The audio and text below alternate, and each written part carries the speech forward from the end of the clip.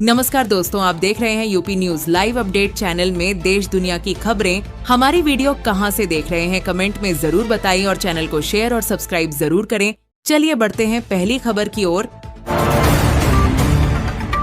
वित्त मंत्री निर्मला सीतारमण ने बजट 2026 से 27 में आर्टिफिशियल इंटेलिजेंस AI को सुशासन और समावेशी विकास का प्रमुख आधार बताया है। सरकार का लक्ष्य किसानों से लेकर दिव्यांगों तक हर वर्ग को AI आधारित तकनीक से सशक्त करना है। कृषि क्षेत्र में फसल प्रबंधन, मौसम पूर्वानुमान और उत्पादकता बढ़ाने के लिए AI के उपयोग पर जोर दिया गया है। शिक्षा और स्वास्थ्य सेवाओं में भी AI के जरिए बेहतर पहुंच और गुणवत्ता सुनिश्चित करने की योजना है। दिव्यांगजनों के लिए सहायक तकनीकों को बढ़ावा देकर रोजगार और डिजिटल सेवाओं तक उनकी आसान पहुंच का लक्ष्य रखा गया है। साथ ही सरकारी कामकाज में पारदर्शिता और तेज निर्णय प्रक्रिया के लिए AI आधारित सिस्टम लागू किए जाएंगे।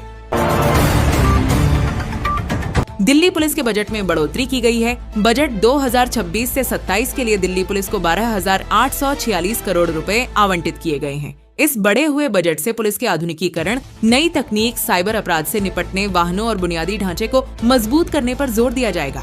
साथ ही पुलिसकर्मियों के प्रशिक्षण, आवास और कल्याण से जुड़ी सुविधाओं में सुधार की उम्मीद है, जिससे राजधानी में कानून व्यवस्था और जनता की सुरक्षा को और मजबूत किया जा सकेगा। बजट 2026, दूध, तिलहन, फल और सब्जियों पर क्या होगा असर? सहकारी संस्थाओं को मिली कर संजीवनी। बजट 2026 में सरकार ने कृषि और सहकारिता क्षेत्र को बड़ी राहत दी है। दूध, तिलहन, फल और सब्जियों के उत्पादन को बढ़ावा देने के लिए निवेश, भंडारण और प्रोसेसिंग पर जोर दिया गया है। इससे किसानों को बेहतर दाम मिलने और उपभोक्ताओं को कीमतों में स्थिरता का फायदा मिल सकता है।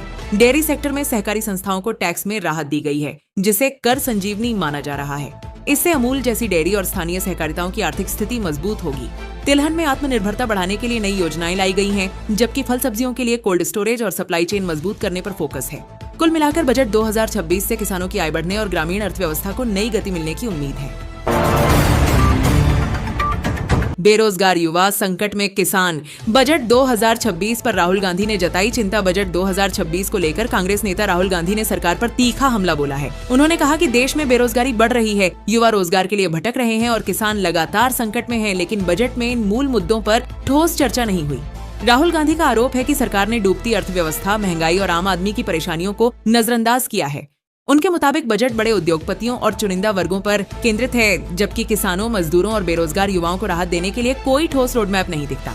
उन्होंने मांग की कि सरकार रोजगार सृजन, किसानों की आय और आर्थिक सुधारों पर गंभीरता से काम करे, ताकि देश की अर्थव्यवस्था को मजबूत किया जा सके और आम जनता को राहत मिल।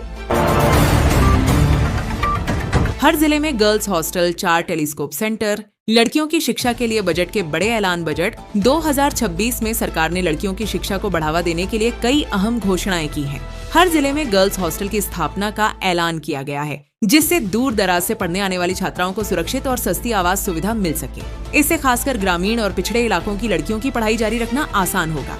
इसके अलावा विज्ञान और अनुसंधान में छात्राओं की भागीदारी बढ़ाने के लिए देश में 4 नए टेलीस्कोप सेंटर स्थापित किए जाएंगे। स्कूल और उच्च शिक्षा स्तर पर डिजिटल शिक्षा, छात्रवृत्ति और स्किल डेवलपमेंट पर भी जोर दिया गया है। कुल मिलाकर बजट का फोकस लड़कियों की शिक्षा, सुरक्षा और आत्मनिर्भरता को मजबूत करने पर है। यहाँ बजट माहौल में सोना चांदी के ताजा रेट की स्थिति। सोना, गोल्ड। बजट के बीच और पिछले दिनों कीमतों में भारी गिरावट आई है। सोने के दाम में गिरावट 13,000 रुपए प्रति 10 ग्राम तक दर्ज हुई। कुछ रिपोर्ट्स के अनुसार 24 कैरेट गोल्ड लगभग 1,36,000 से 1,43,000 रुपए प्रति 10 ग्राम के आसपास ट्रेड कर रहा है। चांदी, सिल्वर।